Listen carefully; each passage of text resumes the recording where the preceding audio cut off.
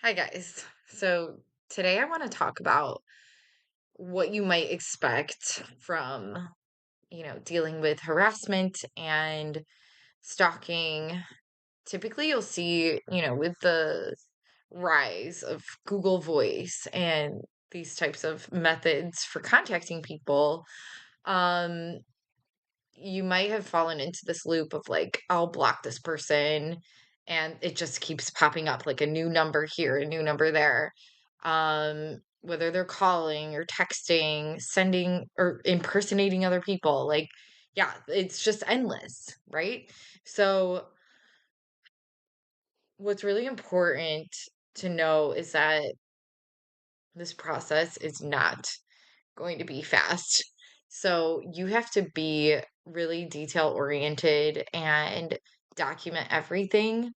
If you already have an order of protection in place or like a no contact order or whatever, um, and this person is violating it through Google Voice because maybe they think that they're too smart to get caught or whatever, like I just want you to know that there are people in the police will do their best to actually support you, and advocate for you.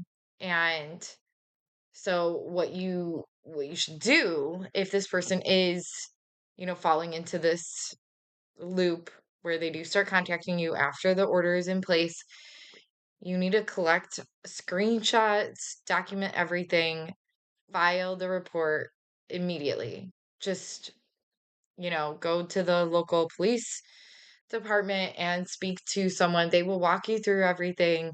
And most likely, what will happen if you have enough proof, and so that's the thing. You need to be able to prove that you know it is this person.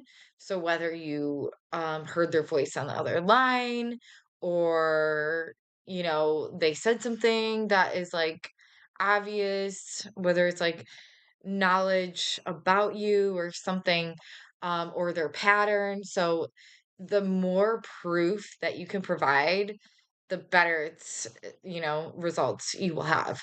And because the process for the police department is okay, if there's enough for them to believe you and for them to say, okay, like this is a threat, like this person is not stopping after the order's in place, and they will most likely hand it off to the investigator. And the investigator will get all the details from you. So you'll have to kind of like retell your story, let them know what's going on and any other historical context, like any other cases that are open or, that you had a history with this person, all of that is relevant. And so try to get just organized with all of that, like the timeline and everything like that, and establish, what is the pattern. Because usually with people like this, it's you pick up what the pattern is and like their tendencies and all this stuff. So again, just try to collect any evidence that you can, any footage or anything, like if they're coming on your property when they're not supposed to, if you have cameras and all that stuff, if you have witnesses, all of this is going to be really helpful for building your case and moving the process along. So after you establish all that, you speak to the investigator, and specifically with the Google Voice, like if this is like a key piece of evidence for you and you need to obtain the IP records and you know um just get the association, like the login, like is this number associated to that person, you can actually get those records um by going through this process. So it may be a court order that the investigator will have to, go through in order to subpoena Google for these records. But yeah, I feel like it's kind of a misconception that, oh, it's a Google Voice number, like I can't do anything about it, like,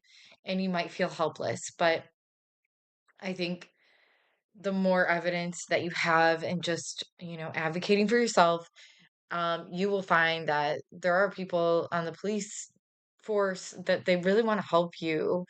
And just working with them and being patient too, because it will be kind of a lengthy process. So just, hang in there. And I think the more that you can surround yourself with supportive people, just try not to be alone in situations like that, like where if you're just constantly alone, just try to surround yourself with good supportive people and let people know what's going on that you can trust. Um, okay, so that's my little insight for the day. And if you guys have, I'm super interested to know what what you've seen on your end. How have you navigated issues like this? So leave a comment. I'd love to hear from you and like and subscribe if you like the content. Bye guys.